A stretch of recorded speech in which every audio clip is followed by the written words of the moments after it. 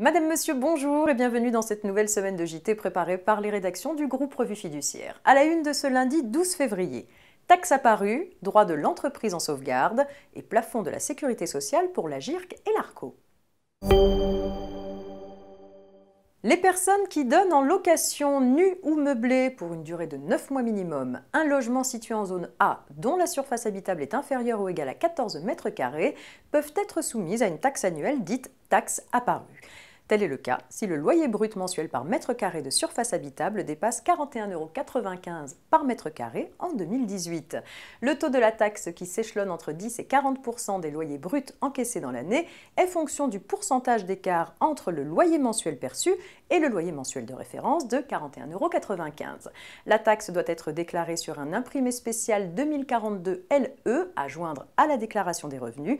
Elle est recouvrée par voie de rôle en même temps que l'impôt sur le revenu.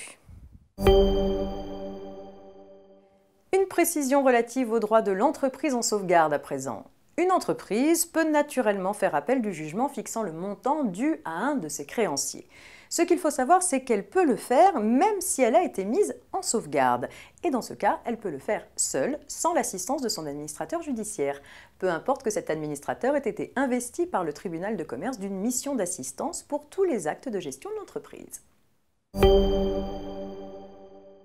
Les régimes de retraite complémentaire AGIRC et ARCO se sont alignés sur les règles sécurité sociale pour le calcul du plafond de cotisation issu du décret du 9 mai 2017. Ils les appliquent depuis janvier 2018. La direction de la sécurité sociale, la DSS, tolère que ces nouvelles règles ne soient mises en œuvre qu'à compter du 1er juillet 2018, compte tenu des modifications d'ampleur qu'elles suscitent. Selon une information diffusée par le GIP-MDS, l'AGIRC et l'ARCO ne sont pas en mesure d'identifier à partir des données transmises dans la DSN si le logiciel de paye calcule le plafond selon les anciennes modalités dans le cadre de la tolérance permise par la DSS jusqu'en juin 2018.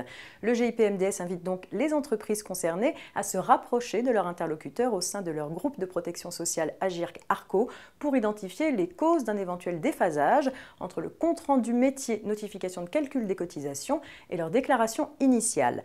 À notre sens, compte tenu de l'alignement sur les règles sécurité sociale, la logique veut que l'AGIRC et l'ARCO tiennent compte de la tolérance. C'est la fin de cette édition, très bon début de semaine à tous et rendez-vous demain.